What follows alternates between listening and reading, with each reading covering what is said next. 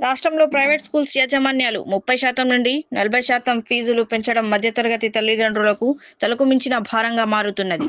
అడ్డగోలుగా ఫీజులు వసూలు చేస్తున్న ప్రైవేట్ స్కూల్ యాజమాన్యాలపై ప్రభుత్వం చర్యలు తీసుకోకపోవడం సిగ్గుచేటు. తక్షణమే ప్రభుత్వం ఫీజుల నియంత్రణ చట్టం తీసుకురావాలి. అధిక ఫీజు వసూళ్లను కట్టడి చేయాలి.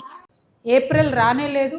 ఈ సిబిఎస్ఈ, ఐబీ ఇట్లాంటి స్కూల్స్ వాళ్ళు ఆల్రెడీ 25%, 30%, 40% ఫీజులు పెంచినటువంటి పరిస్థితి ఉన్నది. ఇప్పటికే అనేక జిల్లాలలో, హైదరాబాద్ మహానగరంలో మరీ ప్రత్యేకించి పేరెంట్స్ పోయి కంప్లీట్గా స్కూళ్ళ ముందు ధర్నాలు చేస్తున్నటువంటి పరిస్థితి ఉన్నది.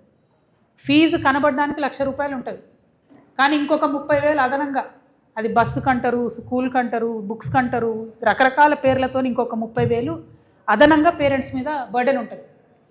ఇంకొకటి ఏంటంటే, అన్ని ప్రభుత్వాల్లో ఒక రూల్ ఉంటుంది. 1,30,000 ఫీజు అంటే ఎవ్రీ మంత్ తీసుకోవాలి ఫీజు, ప్రతి నెల తీసుకోవాలి ఫీజు. కానీ ప్రైవేట్ పాఠశాలలు ఏం చేస్తాయి, ఫోర్స్ చేస్తాయి పేరెంట్స్ని, మీరు 60% అప్ ఫ్రంట్ ఫస్ట్ కట్టేసేయండి. అంటే ఒక పేద మధ్యతరగతి ఉద్యోగికి భార్యాభర్త ఇద్దరు చేస్తే కూడా కుటుంబం వెళ్ళడం ఇబ్బందిగా ఉన్నటువంటి ఒక చిన్న కుటుంబంలో 60% ఫీజు అంటే ₹60,000 ఒకటేసారి కట్టాలి స్కూల్ కంటే నిజంగా దేవుడు కనబడే పరిస్థితి ఉన్నది ఇవాళ తెలంగాణ రాష్ట్రంలో. ఈ విషయాల మీదనే, ఈ అంశాల మీదనే రేవంత్ రెడ్డి గారు పదే పదే బీఆర్ఎస్ గవర్నమెంట్ అప్పుడు ఉన్నప్పుడు క్రిటిసైజ్ చేసి మీరు ఫీ నియంత్రణ చేయండి అని చెప్పిండ్రు. మరి ఇవాళ 3 సంవత్సరాలు అవుతుంది, 3 బడ్జెట్లు పెట్టుకున్నారు వీళ్ళు. మొన్న బడ్జెట్ సమావేశంలో కూడా నువ్వింత తిన్నావు అని వీళ్ళని వాళ్ళు తిట్టుకోవడం తప్పితే కనీసం పేద మధ్యతరగతి పిల్లలు ఇబ్బంది పడుతూ ఉన్నారు. మరి ఫీజు నియంత్రణ కోసం ఒక చట్టం తేవాలి అని చెప్పి ఆలోచన ఈ ప్రభుత్వానికి లేకపోవడం అనేది సిగ్గుచేటు. నేను అర్జెంటుగా డిమాండ్ చేస్తూ ఉన్నా. గత 10-12 రోజులుగా ఈ రాష్ట్రంలో, ఈ హైదరాబాద్ మహానగరంలో స్కూళ్ళ ముందట పిల్లల యొక్క పేరెంట్స్ చేస్తున్న ధర్నాలు చూసన్నా మీ ప్రభుత్వం కళ్ళు తెరవాలి.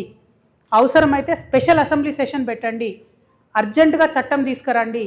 ఆనాడు తిరుపతిరావు గారి కమిటీ ఏదైతే ఉండనో ఆ కమిటీ కూడా 8 to 10% ఫీజు పెంచుకోమని చెప్పింది ఎవ్రీ ఇయరు. ఇప్పుడు కొత్తగా మీరు చేసినటువంటి విద్యా కమిషన్ రిపోర్ట్లో ఆ రిపోర్ట్ అంతా దరిద్రంగా ఉంది, ఏం బాగాలేదు. ఒకటే ఒక సెంటెన్స్ బాగుంది, ఏంది అంటే ఫీజు నియంత్రణ చట్టం తేవాలి, దాన్ని 7 to 9% పెంచుకోవచ్చు అని ఇప్పుడు ఇచ్చిన విద్యా కమిషను రిపోర్ట్ ఇచ్చింది. కనీసం దాన్నన్నా అమలు చేయండి. స్పెషల్ అసెంబ్లీ సెషన్ పిలవాలి ఈ ప్రభుత్వం చాలా అర్జెంటుగా. ఫీ నియంత్రణ కమిటీ వేయాలి అర్జెంటుగా. ఏ స్కూల్ అయినా సరే 8 to 10% కన్నా ఫీజు ప్రతి సంవత్సరం పెంచుకోవడానికి వీల్లేదు.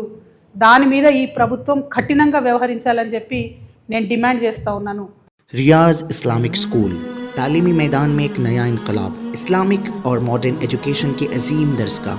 23 साल तजुर्बे के बाद तलबा और तालिबात के लिए रियाज इस्लामिक स्कूल पेश करता है हिफ्ज़ कुरान, नाज़िरा कुरान, क़ायदे के अलावा नर्सरी ता 10वीं जमात तक की तालीम का बेहतरीन नज़्म।